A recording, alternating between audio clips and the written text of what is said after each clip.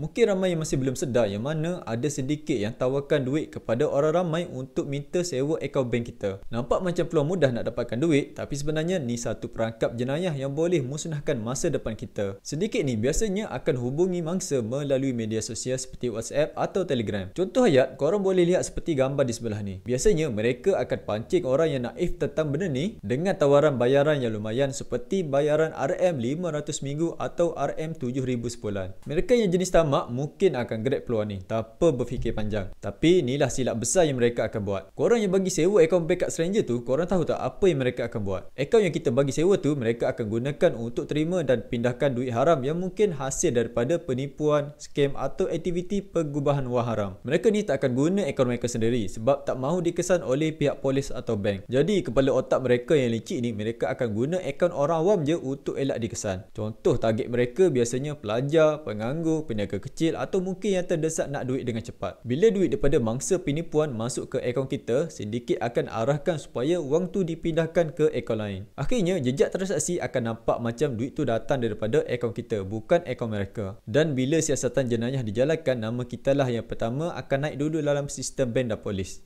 Ramai tak tahu, walaupun kita tak terlibat langsung dengan scam tu, kita masih boleh didakwa di bawah undang-undang sebagai orang tengah pengubahan wang haram. Kalau disabitkan kesalahan, boleh dikenakan penjara dan denda yang tinggi. Akaun bank kita pula boleh dibukukan serta-merta dan kita mungkin disenarai hitam oleh pihak bank, menyebabkan susah nak buka akaun baru atau mohon pinjaman pada masa depan. Lebih teruk, nama baik kita tercalar hanya kerana tergoda dengan tawaran duit yang mudah. Selain dari aspek undang-undang, kita juga kena sedar dari segi moral. Bila kita sewakan akaun bank kita sebenarnya membantu penjenayah ni melebarkan lagi sayap kejahatan yang mereka buat ni. Paling sedih, mangsa akan kehilangan banyak duit daripada kejahatan mereka ni disebabkan kita mempermudahkan urusan jahat mereka tu. Makna kata, tangan kita turut terlibat dalam jenayah tu walaupun kita tak sedar. Jadi saya nasihatkan kepada semua, first kali jangan sesekali bagi akaun bank korang digunakan oleh orang lain. Kedua, jangan kongsi maklumat seperti nombor akaun, kad bank atau akses internet banking walaupun korang dibayar dengan bayaran yang lumayan. Yang ketiga, kalau ada yang tawarkan sewa akaun dengan bayaran yang lumayan, segera laporkan kepada pihak berkuasa. Keempat, kalau korang pernah terlanjur bagi akaun, segera maklumkan kepada pihak bank atau buat laporan polis sebelum terlambat. Sindiket ni bijak memanipulasi orang yang terdesak, jadi jangan biarkan diri kita jadi mangsa atau alat kepada mereka. Ingat, akaun bank ni adalah tanggungjawab kita. Jangan sewa, jangan kongsi dan jangan jual. Lindungi diri, lindungi masyarakat. Jangan lupa kongsi video ni supaya lebih ramai orang tahu tentang bahayanya sindiket sewa akaun bank ni.